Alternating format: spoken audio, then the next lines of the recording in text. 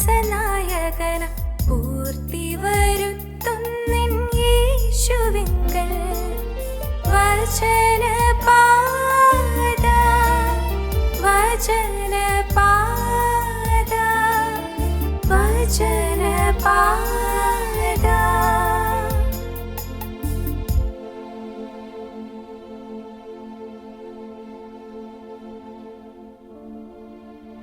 ദൈവതിരുനാമം മഹത്വപ്പെടുമാറാകട്ടെ.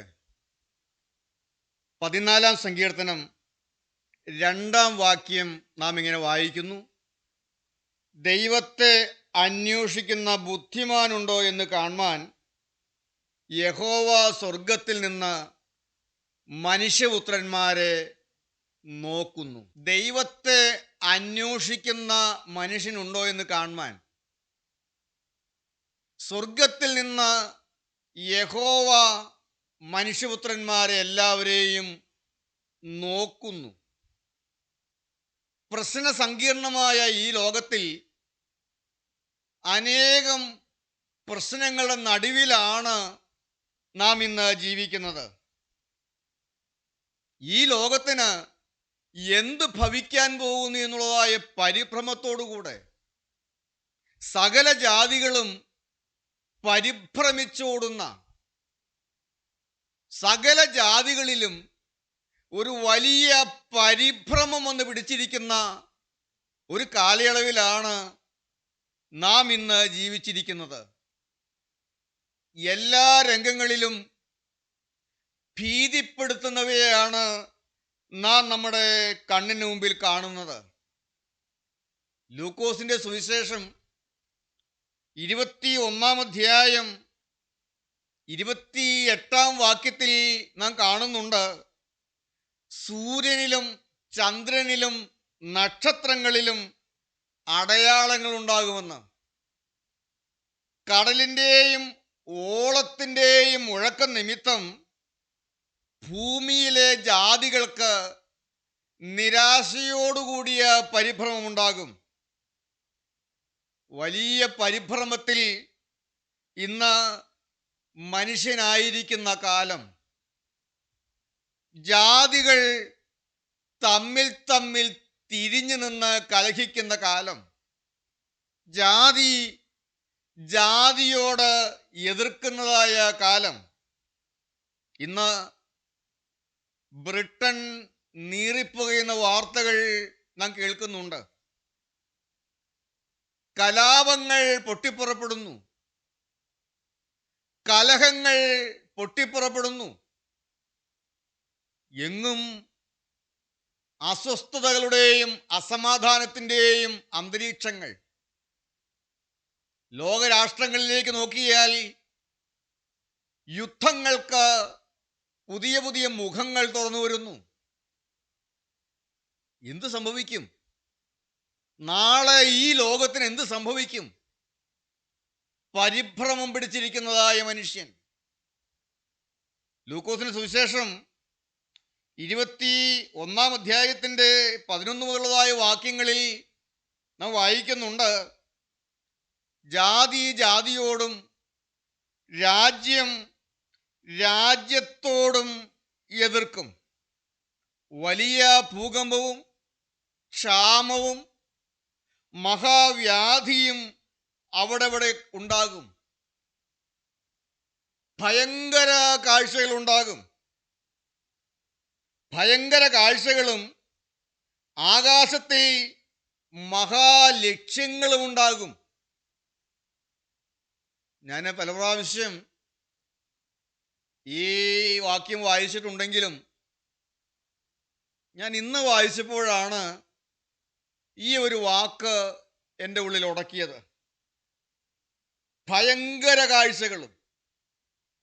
ഭയങ്കര കാഴ്ചകൾ നമ്മുടെ കണ്ണിൻ്റെ മുമ്പിൽ ഉണ്ടാകും. നാം ഈ നാളുകളിൽ, ഈ ദിവസങ്ങളിൽ, ഈ ഒരാഴ്ച TV ഓണാക്കിയാൽ കാണുന്ന കാഴ്ചകളെല്ലാം ഭയങ്കര കാഴ്ചകളാണ്. മീഡിയാസിലൂടെയെല്ലാം ഷെയർ ചെയ്യപ്പെടുന്നതായ കാഴ്ചകളെല്ലാം ഭയങ്കര കാഴ്ചകളാണ്. വയനാട്ടിൽ മുണ്ടക്കൈയിലും ചൂരൽമലയിലും ഉണ്ടായ ഉരുൾപൊട്ടലിൻ്റെ ഭയങ്കരമായ കാഴ്ചകൾ മനുഷ്യ ഹൃദയത്തെ വേദനിപ്പിക്കുന്നതായ കാഴ്ചകൾ. JCBകൾ നിരന്നു നിന്നുകൊണ്ട് ഒരു പ്രദേശത്ത് മുഴുവൻ കുഴികളെടുക്കുകയാണ്. പൊതിഞ്ഞു കെട്ടിയതായ മനുഷ്യ ശരീരങ്ങൾ, ശരീരഭാഗങ്ങൾ ആ കുഴികളിൽ കൊണ്ടുവന്ന് സകല ബഹുമതികളോടും കൂടെ ആദരവുകളോടും കൂടെ സംസ്കരിക്കുന്നതായ കാഴ്ചകൾ. കരയാൻ പോലും ശക്തിയില്ലാത്ത ആളുകൾ ചുറ്റും നിൽക്കുന്നു. ഭയങ്കര കാഴ്ചകൾ. ആ കുഴിമാടം മൂടുമ്പോൾ, അതിന് തലയ്ക്കൽ ഒരു കല്ല് വയ്ക്കുമ്പോൾ ആ കല്ലിൽ ഒരു പേരെഴുതി വയ്ക്കുവാനും പോലും കഴിയുന്നില്ല. പേര് പോലുമില്ലാത്ത മൃതശരീരങ്ങൾ, പേര് കൊടുക്കാനാകാത്ത മൃതശരീരങ്ങൾ, മനുഷ്യ ശരീരങ്ങൾ വെറും നമ്പറുകൾ മാത്രമായി കുഴികളിൽ സംസ്കാരം ചെയ്യുന്ന വേദനിപ്പിക്കുന്നതായ കാഴ്ചകൾ. നമ്മുടെ സഹോദരങ്ങൾ, നമ്മോടൊപ്പം ജീവിച്ച നമ്മുടെ സഹോദരങ്ങൾ. ഞാൻ പല കാര്യങ്ങളും ഓർത്തു. ഞങ്ങളുടെ ആയുസ്സിൻ്റെ ഒരു നല്ല ഭാഗം മുഴുവനും ഞങ്ങൾ ചെലവഴിച്ചത് വയനാട്ടിലാണ്. ഇന്ന് US നിന്നുകൊണ്ടാണ് ഞാൻ ഈ വാക്കുകൾ പറയുന്നത്. എന്നാൽ എൻ്റെ 29ാമത്തെ വയസ്സ് മുതൽ 51 വയസ്സ് കഴിയുന്നതുവരെ ആയുസ്സിൻ്റെ ഒരു നല്ല ഭാഗം മുഴുവനും വയനാട്ടിൽ സുവിശേഷ വേലയ്ക്ക് വേണ്ടി മാത്രം ചെലവഴിച്ച ജീവിതമാണ്. ഇനി ഈ കാഴ്ചകളെല്ലാം കാണുമ്പോൾ ആ ഉരുൾപൊട്ടിയതായ ഭാഗത്തുകൂടെയെല്ലാം ഞങ്ങൾ കടന്നുപോയതായ കാര്യങ്ങൾ ഓർമ്മയിൽ വന്നു. ഞാൻ കഴിഞ്ഞ ദിവസം 2 ദിവസം മുൻപ് ഒരു കുടുംബവുമായി ഫോണിൽ വീഡിയോ കോൾ ചെയ്ത് സംസാരിക്കുകയുണ്ടായി. ദുരിതാശ്വാസ ക്യാമ്പിലാണ് ആ കുടുംബമായിരിക്കുന്നത്. ഞങ്ങളോട് ഒരുമിച്ച് വന്നിരുന്ന് പ്രാർത്ഥിച്ചിട്ടുള്ള കുടുംബമാണ്. അവിടെ ഞങ്ങളായിരുന്നതായ സമയത്ത് നടത്തിയതായ പ്രാർത്ഥനാ യോഗങ്ങളിൽ കടന്നു വന്ന് സംബന്ധിച്ചിട്ടുള്ളതായ കുടുംബമാണ്. ആ സഹോദരൻ പറയുകയാണ്, രാത്രി ഉറങ്ങിക്കിടക്കുമ്പോൾ ഉരുൾപൊട്ടി മലവെള്ളം കുതിച്ച് ഒഴുകിപ്പോയി. അവർ താമസിച്ചിരുന്നതായ ആ പാടി അപ്പാടെ ഒലിച്ചുപോയി, ഒഴുക്കിൽപ്പെട്ടുപോയി. എങ്ങനെയോ രക്ഷപ്പെട്ടു. ആ മലവെള്ളപ്പാച്ചിലിൽ അകപ്പെട്ടുപോയി, കുറെ ദൂരം ഒഴുകിപ്പോയി. എങ്ങനെയോ രക്ഷപ്പെട്ടു. ദൈവം അവനെ രക്ഷിച്ചു എന്നാണ് സഹോദരൻ പറഞ്ഞത്. ഞാൻ ആ സഹോദരൻ്റെ ഭാര്യയോട് സംസാരിച്ചു. രാത്രിയിൽ കടന്നുറങ്ങി, ഒഴുക്കിൽപ്പെട്ടുപോയി.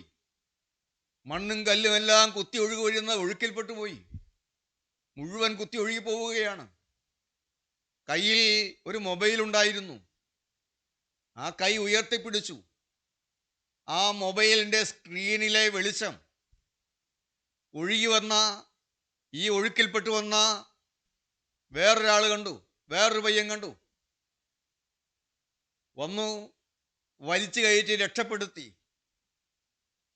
ശരീരത്തിൽ മുറിവുകളുണ്ട്. എന്നാൽ ആയുസ് നഷ്ടപ്പെടാതെ ദൈവം കാത്തു. ഇന്ന് വ്യാഴം, ഞാൻ ഇന്നലെ മിനിഞ്ഞാന്ന് ചൊവ്വാഴ്ച വേറൊരു സഹോദരനെ വിളിച്ച് സംസാരിച്ചു. ഞങ്ങൾ ആ വഴികളിലെല്ലാം നടന്നതും ആ വീട്ടിൽ ചെന്നതുമായ സുവിശേഷവേലയുമായ ഭവനത്തിൽ കടന്നു ചെന്ന് സുവിശേഷം അറിയിച്ചതായ കാര്യങ്ങളെല്ലാം എൻ്റെ ഓർമ്മയിലൂടെ കടന്നുപോയി. ഈ ഉരുൾപൊട്ടുണ്ടാകുന്ന തലേന്ന് എങ്ങനെയോ അവരവിടുന്ന് മാറി താമസിച്ചു. അതിനാൽ രക്ഷപ്പെട്ടു.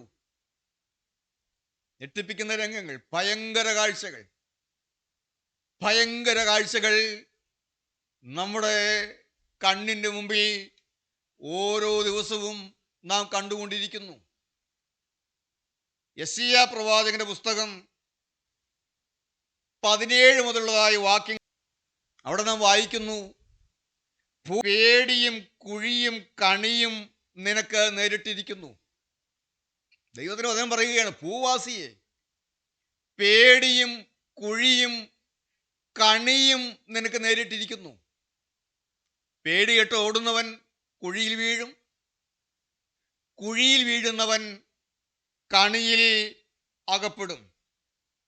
ഉയരത്തിലെ കിളിവാതിലുകൾ തുറന്നിരിക്കുന്നു, ഭൂമിയുടെ അടിസ്ഥാനങ്ങൾ കുലുങ്ങുന്നു, ഭൂമി പൊടുപൊടെ പൊട്ടുന്നു, ഭൂമി കിറുകിറെ കീറുന്നു, ഭൂമി കിടുകിടെ കിടുങ്ങുന്നു, ഭൂമി മത്തനെ പോലെ ചാഞ്ചാടുന്നു, കാവൽമാടം പോലെ ആടുന്നു. അതിൻ്റെ അകൃത്യം അതിൻ്റെ മേൽ ഭാരമായിരിക്കുന്നു. ഇതിൻ്റെ എല്ലാം നടുവിൽ ഭയങ്കര കാര്യങ്ങൾ നമ്മുടെ കണ്ണിന് മുമ്പിൽ കാണുന്നതിന് നടുവിൽ ദൈവത്തെ അന്വേഷിക്കുന്നവനുണ്ടോ എന്ന് കാണുവാൻ, ദൈവത്തെ അന്വേഷിക്കുന്ന ബുദ്ധിമാനുണ്ടോ എന്ന് കാണുവാൻ യഹോവ സ്വർഗത്തിൽ നിന്ന് മനുഷ്യപുത്രന്മാരെ നോക്കുന്നു. ഞാനൊരു കഥ കേട്ടിട്ടുണ്ട്. ഒരു കൊച്ചുകുട്ടി, ഏതാണ്ട് 6 വയസ്സ് പ്രായം കാണും. അവൻ വളരെ ധൃതിയിൽ തൻ്റെ സമ്പാദ്യങ്ങളെല്ലാം വാരിയെടുത്തുകൊണ്ട്, 50 രൂപയുണ്ട്, തൻ്റെ മുഴുവൻ സമ്പാദ്യവുമായ ആ 50 രൂപയും വാരി കയ്യിൽ കുത്തിപ്പിടിച്ചെടുത്തുകൊണ്ട് വീട്ടിൽ നിന്ന് ഇറങ്ങി ഓടി. അവൻ ആർത്തലച്ചുകൊണ്ട് അതിവേഗം ഓടി അടുത്ത് കാണുന്നതായ കടയിൽ ഓടി കയറി ചെന്നു. കടക്കാരനോട് ചോദിച്ചു, അങ്കിൾ, ഈ കടയിൽ ദൈവത്തെ കിട്ടുമോ? എനിക്ക് ദൈവത്തെ വേണം, ഈ കടയിൽ ദൈവത്തെ വാങ്ങാൻ കിട്ടുമോ? രാവിലെ കളിയാക്കാനെന്ന് കരുതി, ഇവിടെ ദൈവത്തെ കിട്ടില്ല, ഇവിടെ ദൈവമില്ല, ഇത് ദൈവത്തെ വിൽക്കുന്ന കടയല്ല എന്ന് ആ കടക്കാരൻ പറഞ്ഞു.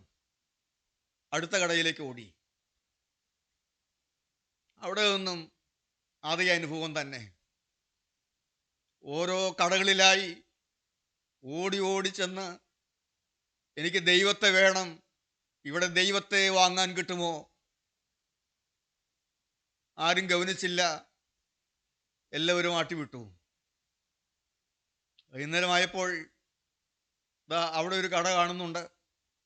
ഏതായാലും ആ കടയിൽ കൂടെ ഒന്ന് ചോദിക്കാം, ഒന്ന് അന്വേഷിക്കാം. ചെന്നു. ഏതാണ്ട് 60 വയസ്സോളം പ്രായമുള്ള ആ കടക്കാരൻ 2 കണ്ണും നിറഞ്ഞൊഴുകുകയാണ്. കരഞ്ഞുകൊണ്ടാണ് ചോദിക്കുന്നത്, അങ്കിൾ, എനിക്ക് ദൈവത്തെ വേണം, ഇവിടെ ദൈവത്തെ വാങ്ങാൻ കിട്ടുമോ? ഈ കടക്കാരൻ ആ കുഞ്ഞിനെ ശ്രദ്ധിച്ചു. മോനെ, ഉണ്ടല്ലോ, നിനക്ക് എന്തിനാ ദൈവത്തെ? എന്താണ് ആവശ്യം? ദൈവത്തെ കൊണ്ട് നിനക്ക് എന്താ ആവശ്യമാണുള്ളത്? ചോദിച്ചു. ആ കുഞ്ഞേങ്ങലടിച്ചുകൊണ്ട് പറഞ്ഞു, അങ്കിൾ,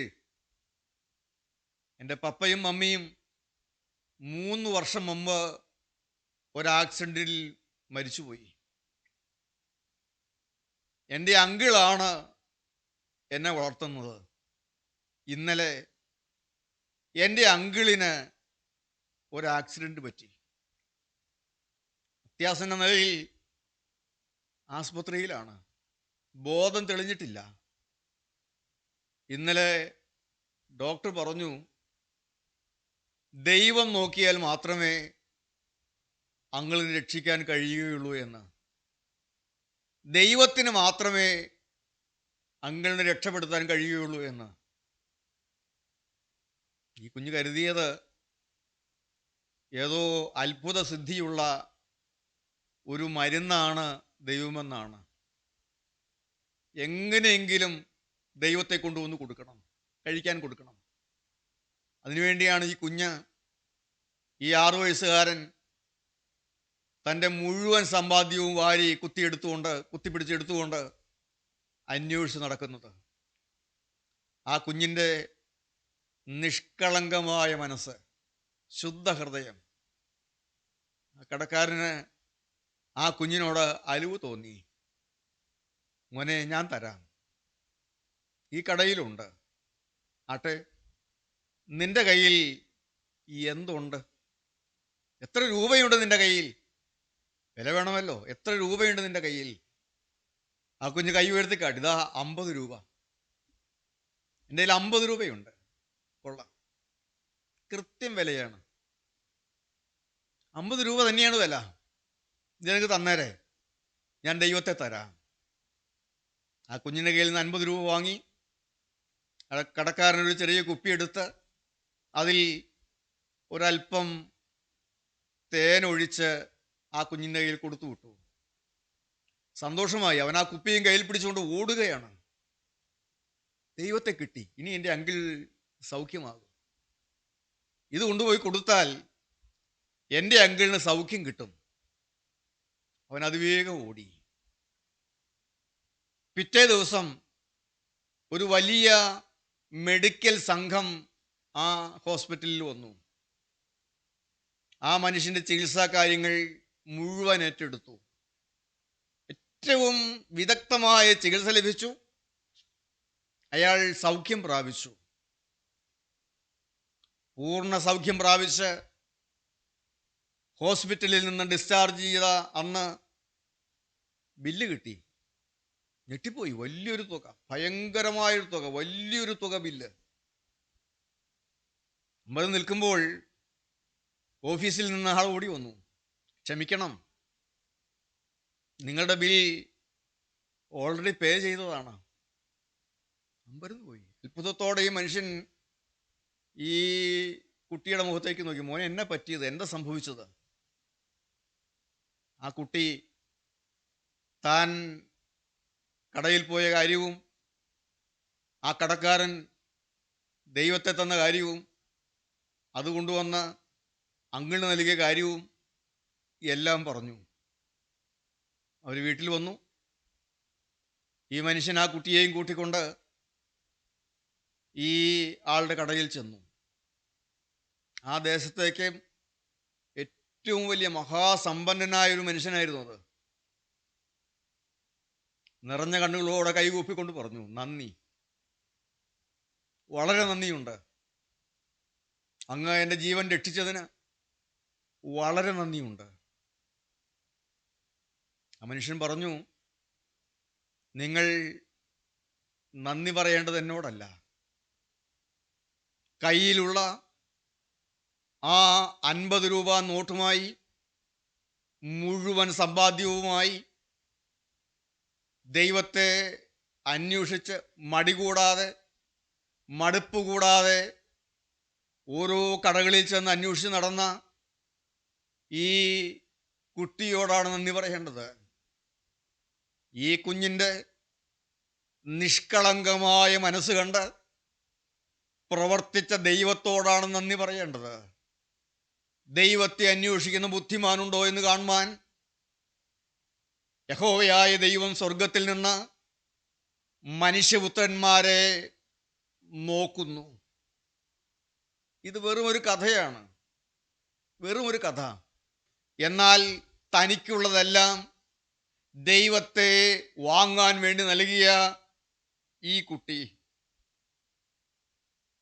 നമുക്കെങ്ങനെ ദൈവത്തെ കിട്ടും? ദൈവത്തെ സ്വന്തമാക്കാൻ എന്താണ് ചെയ്യേണ്ടത്? ദൈവത്തെ എങ്ങനെയാണ് കിട്ടുന്നത്? നിങ്ങൾക്കുള്ളതെല്ലാം അങ്ങ് കൊടുക്കാൻ തയ്യാറാകണം. നമുക്കുള്ളതെല്ലാം അങ്ങ് കൊടുത്താൽ നമുക്ക് ദൈവത്തെ കിട്ടും. ജാതികൾ വലിയ പരിഭ്രമം പിടിച്ച് എന്ത് ഭവിക്കാൻ പോകുന്നു എന്ന് പരിഭ്രമിച്ചോടുന്ന ഈ കാലം, എല്ലാത്തിനും മതിയായ ദൈവം, എന്തെല്ലാം വന്നാലും നമ്മെ താങ്ങാൻ കഴിവുള്ള ദൈവം, ആ ദൈവത്തെ നമുക്ക് കിട്ടുവാൻ എന്താണ് ചെയ്യേണ്ടത്? നാം ആയിരിക്കുന്ന സകല പ്രശ്നങ്ങളുടെയും നടുവിൽ നമ്മെ സഹായിക്കാൻ കഴിയുള്ള ഒരു ദൈവമുണ്ട്. സകല ഭാരങ്ങളിൽ നിന്നും നമ്മെ വിടിവിപ്പാൻ കഴിയുള്ള ഒരു ദൈവമുണ്ട്. നമുക്ക് സൗഖ്യം തരാൻ കഴിയുള്ള ഒരു ദൈവമുണ്ട്. പ്രശ്നങ്ങൾക്ക് പരിഹാരം തരാൻ കഴിയുള്ള ഒരു ദൈവമുണ്ട്. നമ്മെ നാൾതോറും വഴി നടത്തുന്ന ഒരു ദൈവമുണ്ട്. നമ്മെ പോറ്റാൻ ഒരു ദൈവമുണ്ട്. നമ്മുടെ കാര്യങ്ങളെല്ലാം ഏറ്റെടുക്കുന്ന ഒരു ദൈവമുണ്ട്. നമ്മെ നാൾതോറും കൈപിടിച്ച് നടത്തുന്ന ഒരു ദൈവമുണ്ട്. എല്ലാത്തിനും മതിയായ ഒരു ദൈവമുണ്ട്. എന്തു വന്നാൽ ഓടി അടുത്ത് എന്നാൽ പ്രശ്നങ്ങൾക്ക് പരിഹാരം തരുന്നൊരു ദൈവമുണ്ട്. അത് മനുഷ്യരാരുമല്ല, അത് മനുഷ്യൻ്റെ കരങ്ങളൊന്നുമല്ല. നമ്മുടെ ആവശ്യങ്ങൾക്ക് എല്ലാം തരുന്ന ഒരു ദൈവമുണ്ട്. എന്ത് ചോദിച്ചുകൊണ്ട് അടുത്ത് എന്നാലും നമുക്കത് തരുന്ന ഒരു ദൈവമുണ്ട്. ആ ദൈവത്തെ നമുക്ക് സ്വന്തമായി കിട്ടുവാൻ അവൻ്റെ കയ്യിൽ നമുക്ക് തരാനുള്ളതൊന്നും കുറവില്ല. ധനിക നിൻ നിധി നിലയത്തിൽ നിന്ന് ഏകണമേ കൃപയും വാഴും. അങ്ങനെയാണ് നാം പ്രാർത്ഥിക്കുന്നത്. ഏതാവശ്യങ്ങൾക്ക് അടുത്ത് എന്നാലും നമ്മുടെ ആവശ്യങ്ങൾക്ക് മതിയായ കൃപകളും അനുഗ്രഹങ്ങളും തരുവാൻ സമ്പന്നനായൊരു ദൈവമുണ്ട്. മന്നവനാണവൻ, രാജാതി രാജാവാണവൻ. പിതാക്കന്മാർ പ്രാർത്ഥിക്കാൻ പഠിപ്പിച്ചു. മന്നവനേ മശിഹ, സതതം തവ കരുണ വാതിലിൽ മുട്ടുന്നേ. ധനിക നിൻ നിധി നിലയത്തിൽ നിന്ന് ഏകണമേ കൃപയും വാഴും. നമുക്കൊന്ന് പാടാം. മന്നവനേ മശിഹ, സതതം തവ കരുണ വാതിലിൽ മുട്ടുന്നേ. ധനിക നിൻ നിധി നിലയത്തിൽ നേകണമേ കൃപയും വാഴ്വും. നീ എൻ ഗതി തുണ ചെയ്യുക നിൻ സാക്ഷിയലച്ചിതനാകരുതേ. ശരണവുമെൻ ആശ്രയവും നീയേ. എല്ലാത്തിനും മതിയായ ഈ ദൈവത്തെ, മഹാസമ്പന്നനായ ഈ ദൈവത്തെ, രാജാതി രാജാവായ ഈ ദൈവത്തെ സ്വന്തമായി കിട്ടുവാൻ എന്താണ് കൊടുക്കേണ്ടത്? എല്ലാം അങ്ങ് കൊടുക്കുക. ഉള്ളതെല്ലാം അങ്ങ് കൊടുക്കുക. ഇന്നാരെല്ലാം അതിന് തയ്യാറാകുന്നുണ്ട്. എന്നെ തന്നെ മുഴുവനായും, എന്നെ തന്നെ നിന്റെ സന്നിധിയിൽ ഞാനിതാ ഏൽപ്പിക്കുന്നു. മുഴുവനായും അങ്ങ് കൊടുക്കുക. ഉള്ളത് മുഴുവനായും കൊടുക്കുക. ശരീരത്തെ കൊടുക്കുക, അവയവങ്ങളെ കൊടുക്കുക, ജീവിതത്തെ മുഴുവനായും കൊടുക്കുക. ഇനി എൻ്റെ ഇഷ്ടത്തിനല്ല, എൻ്റെ ദൈവത്തിൻ്റെ ഇഷ്ടത്തിന് ഞാൻ ജീവിക്കും. എന്തെല്ലാം കുറവുകളുണ്ടോ, എന്തെല്ലാം പോരായ്മകളുണ്ടോ, എന്തെല്ലാം വീഴ്ചകൾ ജീവിതത്തിൽ വന്നിട്ടുണ്ടോ, എല്ലാം അങ്ങിട്ട് കൊടുക്കുക. ജീവിതം മുഴുവൻ അങ്ങ് സമർപ്പിക്കുക. എല്ലാം അങ്ങ് കൊടുക്കുക. ആ ബാലൻ തൻ്റെ മുഴു സമ്പാദ്യവും അവൻ കൊണ്ടുപോയി കൊടുത്തതുപോലെ മുഴുവൻ അങ്ങ് കൊടുക്കുക. ജീവിതം മുഴുവൻ അങ്ങ് കൊടുക്കുക. എൻ്റെ കണ്ണുകളെ ഞാനിതാ തരുന്നു. എൻ്റെ നാവ്, എൻ്റെ ചെവികൾ ഞാനിതാ തരുന്നു. എൻ്റെ കൈകൾ ഞാനിതാ തരുന്നു. എൻ്റെ കാലുകൾ ഞാനിതാ തരുന്നു. ഇനി എൻ്റെ കണ്ണ് എൻ്റെ ദൈവത്തിൻ്റെ കണ്ണാണ്. ഞാൻ കൊടുത്തുപോയല്ലോ. ഇനി എൻ്റെ കൈകൾ എൻ്റെ ദൈവത്തിൻ്റെ കൈകളാണ്. ഇനി എൻ്റെ നാവ് എൻ്റെ ദൈവത്തിൻ്റെ നാവാണ്. ദൈവം പ്രസാദിക്കുന്നതല്ലാതെ ഒരു വാക്കിനി എൻ്റെ നാവിൽ വരികയില്ല. ദൈവം പ്രസാദിക്കുന്നതല്ലാതെ ഒരു കാര്യം നോക്കാൻ എൻ്റെ കണ്ണ് ഉപയോഗിക്കില്ല. ദൈവം പ്രസാദിക്കുന്നതല്ലാത്ത ഒരു കാര്യം കേൾക്കാൻ ഇനി എൻ്റെ ചെവി കൊടുക്കുകയില്ല. ദൈവം പ്രസാദിക്കാത്തതല്ലാത്ത ഒരു കാര്യത്തിന് വേണ്ടി ഇനി എൻ്റെ കൈകൾ ഞാൻ ചലിപ്പിക്കില്ല. എൻ്റെ ദൈവം പ്രസാദിക്കാത്ത ഒരു വഴികളിൽ നടക്കാൻ എൻ്റെ കാലുകളിനെ ചലിപ്പിക്കുകയില്ല. ഇന്ന് മുതൽ ഞാൻ എൻ്റെ ദൈവത്തിൻ്റെ വകയായി ജീവിക്കുമെന്നുള്ളൊരു തീരുമാനമെടുത്താൽ ദൈവം നമുക്ക് സ്വന്തമായി തീരും. ദൈവത്തെ നമുക്ക് സ്വന്തമായി കിട്ടും. ദൈവത്തെ വാങ്ങുക, ദൈവത്തെ സ്വന്തമാക്കുക, മുഴുവൻ കൊടുക്കുക. നമ്മുടെ അവയങ്ങൾ കൊടുക്കുമ്പോൾ നാം കാൽവറിയിലേക്ക് നോക്കണം. നമുക്ക് വേണ്ടി മുഴുവൻ തന്ന ഒരുവൻ, മുഴുവൻ ഏൽപ്പിച്ചു തരുന്ന ഒരുവൻ, കാൽവറിയിൽ തൂക്കപ്പെട്ട് കിടക്കുന്നതായ കാഴ്ച, അവൻ്റെ കരങ്ങളെ അവൻ നമുക്ക് വേണ്ടി ഏൽപ്പിച്ചു തന്നു. കാരിന്മാണികളിലേക്ക് അവൻ കരങ്ങളെ വെച്ചു കൊടുത്തു. അവൻ്റെ കാലുകളെ കാരിന്മാണിക്ക് ഏൽപ്പിച്ചു കൊടുത്തു. അവൻ്റെ ശരീരം മുഴുവൻ കീറി മുറിഞ്ഞ് നമുക്ക് വേണ്ടി അവൻ ഏൽപ്പിച്ചു കൊടുത്തു. അവൻ ആ രാത്രിയിൽ, ആ പെസഹാട് രാത്രിയിൽ ശിഷ്യന്മാരോടുകൂടെ ഇരുന്ന് പെസഹ ഭക്ഷിക്കുമ്പോൾ അവൻ അപ്പമെടുത്ത് നുറുക്കി. അവൻ പറഞ്ഞു, ഇതെൻ്റെ ശരീരമാണ്, നിങ്ങൾക്ക് വേണ്ടി മുറിക്കപ്പെടുന്ന എൻ്റെ ശരീരമാകുന്നു. ഇതാ, നിങ്ങളിത് വാങ്ങി തിന്നുവീൻ, നിങ്ങളിത് വാങ്ങി തിന്നുവീൻ. നിങ്ങൾക്ക് വേണ്ടി മുറിക്കപ്പെടുന്ന എൻ്റെ ശരീരം ഞാനിതാ നിങ്ങൾക്ക് തരുന്നു. അപ്രകാരം തന്നെ അവൻ പാനപാത്രവും എടുത്തു വാഴ്ത്തി ശുദ്ധീകരിച്ചു തൻ്റെ ശിഷ്യന്മാർക്ക് നൽകിക്കൊണ്ട്, ഇത് നിങ്ങൾക്ക് വേണ്ടി ചൊരിയപ്പെടുന്ന പുതിയ നിയമത്തിനുള്ള എൻ്റെ രക്തമാകുന്നു. അവൻ്റെ ശരീരം നുറുക്കി അവൻ്റെ രക്തം നമുക്ക് തന്നു, മുഴുവൻ തന്നു. അവനെ തന്നെ മുഴുവൻ തന്നു. നമുക്ക് കൊടുക്കാമോ? ഇന്നൊരു തീരുമാനമെടുക്കുമോ? ഇന്ന് മുതൽ ഞാൻ എൻ്റെ യേശുവിൻ്റെ വക മുഴുവനായി അവന് കൊടുത്താൽ അവൻ നമ്മുടെ സ്വന്തമാകും. കണ്ണുകളടയ്ക്കാം, ഒരു വാക്ക് പ്രാർത്ഥിക്കാം. കരുണയുടെ കർത്താവേ, സ്നേഹനിധിയായ ഞങ്ങളുടെ സ്വർഗീയ പിതാവേ, ഞങ്ങളെ കേൾപ്പിച്ച തിരുവചന സത്യങ്ങൾക്കായി സ്തോത്രം. ഞങ്ങളെ തന്നെ അവിടുത്തെ കരങ്ങളിലേക്ക് തന്ന് മുഴുവൻ ഞങ്ങൾ അവിടുത്തെ വകയായി മാറി. ഞങ്ങൾക്ക് സ്വന്തമായി അങ്ങ് ഞങ്ങളുടെ സ്വന്തമായി മാറി. ദൈവമുള്ളവരായി ദൈവത്തിന് വേണ്ടി ജീവിപ്പാൻ കർത്താവേ, ഞങ്ങൾക്ക് വേണ്ടി മുഴുവൻ ഏൽപ്പിച്ചു തന്ന ഞങ്ങളുടെ പ്രാണപ്രിയനായ യേശുവേ, ഇനിയുള്ള കാലം നിന്റെ വകയായി നിൽക്കുവാൻ ഞങ്ങളെല്ലാം സഹായിക്കണമേ എന്ന് പ്രാർത്ഥിക്കുന്നു. തീരുമാനമെടുത്ത എല്ലാവരുടെ മേലെ അവിടുത്തെ അനുഗ്രഹങ്ങൾ പകരണമേ. എല്ലാ മഹത്വത്തോടും എടുക്കണമേ. യേശുവിൻ്റെ നാമത്തിൽ പ്രാർത്ഥിക്കുന്നു. കൃപയോടെ കേൾക്കണം പിതാവേ. ആമേൻ. ദൈവത്തിന് സ്തോത്രം.